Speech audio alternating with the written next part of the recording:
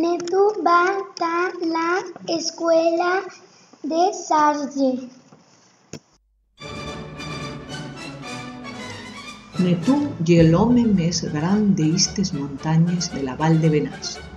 Tan gran ye que arribe al cielo y casi sobrepase les muntanyes més alteres. Netú tiene la cara redona y los huells azuls. Tiene el naso de color verde, la boca dan una larga filera de dientes y el pelo de un color rojo foc que brilla.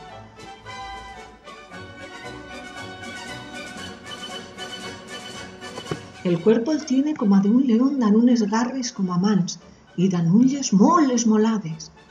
Netú se ha posado una chambra de rayes blanques y azuls y se n'ha anat a pasear per la selva de Conques.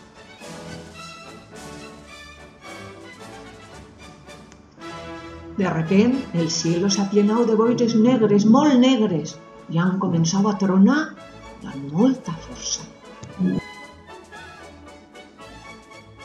Cae un rayo punxigut a la cabeza de Netú, que de repente se va corrompir hasta tornarse de la estatura de una persona.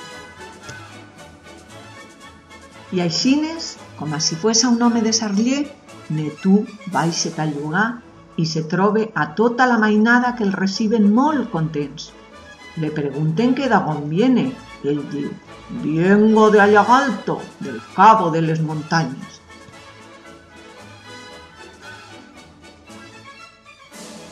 Els chicorrons la mostren a xugar la galineta ciega, a cucuc pilla-pilla i al chocolate inglés.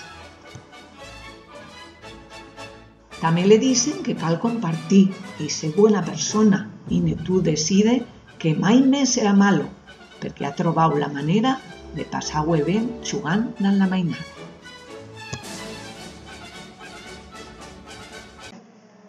Cuento contado per la chuminera en talto sen a anau.